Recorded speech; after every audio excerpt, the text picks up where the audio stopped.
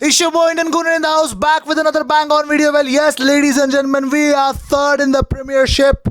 Finally, we have some good authority. Well, after playing the 8 games, I think we sit way and well better than Manchester United, Chelsea, and Leicester. See, I'm not counting Leicester down straight away because I know what they're doing this season, and I'm definitely confirming them to be a threat for the Champions League football next season via Premiership.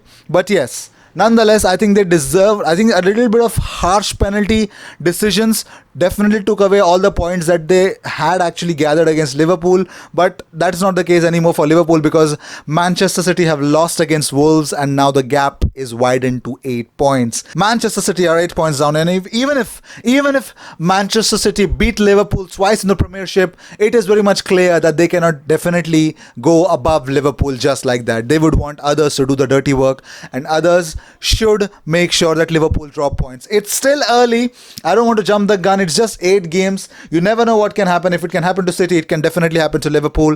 But otherwise, Liverpool are playing a very phenomenal football. Well, not only that, let's actually talk about Arsenal versus Bournemouth game. Well, Arsenal versus Bournemouth game, every Arsenal fan would tell to me that, yeah, bro, we've just got 3 points and we are definitely happy about it. We don't care that we did not make much of the mistakes.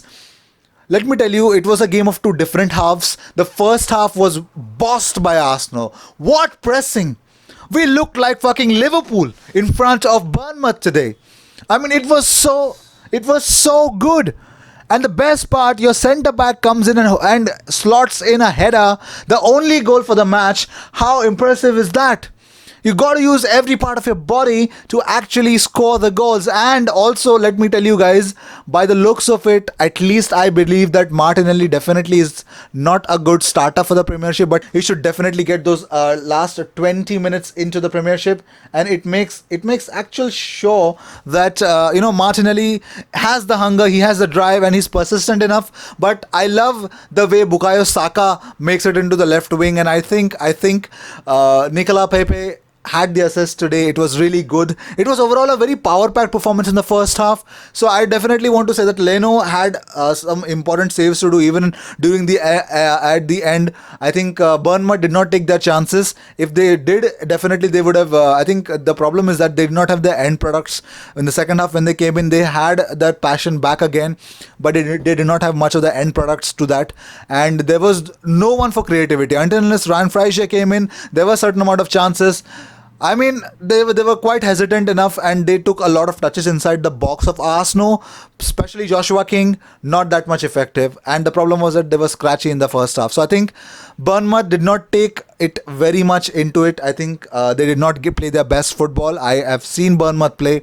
They play much better football than what they did today. And not only that, Harry Wilson did not turn up, and it was a very pathetic situation for them. But nonetheless, I'm an Arsenal fan, and we've actually made 3 points out of actually playing decent amount of defensive football. I think we cleared our lines well. There were chances, and trust me on this. I think we put our pedal. I think we put our feet towards the accelerator, and we tried to score after the 85 minutes. We tried to score the second goal, and that's the biggest reason why Sead Kolasinac kept those acres of space that stretched our defense when they actually attacked through their right wing. It just does not make any sense because I think. That Arsenal at one point of time reach at a similar state wherein they are going for the goal, but they are definitely going to give you a lot of space to actually function in. Well, moving on, player by player, Bad Leno did not have much to do except for the fact that he had to make 3-4 changes. The next thing was, I think, the defense. David Luiz was damn solid. Socrates, damn solid performance. Moving on, I think the fullbacks. Callum Chambers, scratchy, not that good. I think attacking wise he was decent enough, persistent, tried to win the balls, but I think little scratchy than his previous performances. He's just bossed that Aston Villa game and definitely was the driving force in that Nottingham Forest game, but definitely not in this one. But still, I don't expect much from him. I want him to he's Arsenal through and through. I just want him to provide that solid performance and not make much of the mistakes that happens. So I think Chambers was decent enough. Kolasinac, decent. He bossed it. I mean, Bournemouth are the only team against which Sead Kolasinac performed really positive in a way. He used his body well and he used his physicality to the best of his abilities and made sure that Harry Wilson did not propose a threat. I liked Sead Kolasinac today. He was decent enough. Talking about the midfield, I think Guendouzi, Xhaka and Ceballos, I think finally Unai Emery has learnt his lesson that definitely Torreira should not be made ever Benega. When you got a guy like Ceballos who can play that Mesut Ozil role, makes much more sense than Torreira starting the game.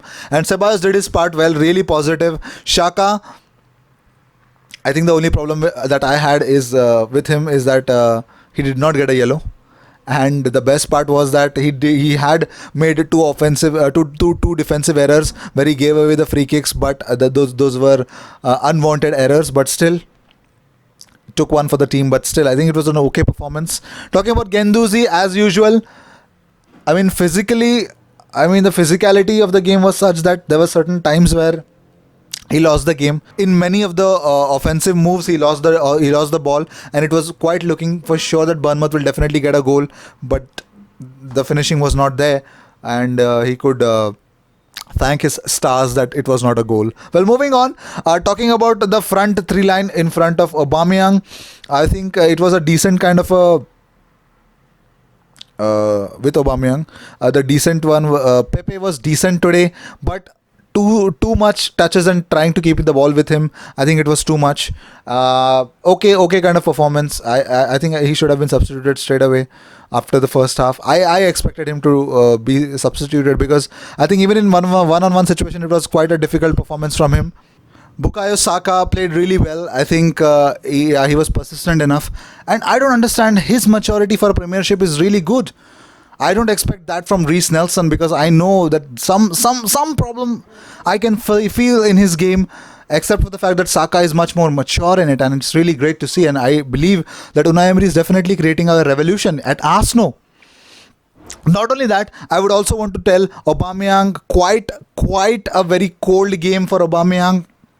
Luis had his goal, but Aubameyang had his lackluster game, the only lackluster game that I've seen. But his records tell me that he does not, his goal drought is not more than 3 games for Arsenal. So I don't need to get worried about it. I think it's not his burden to carry the whole team around every time. So I think that's what it was.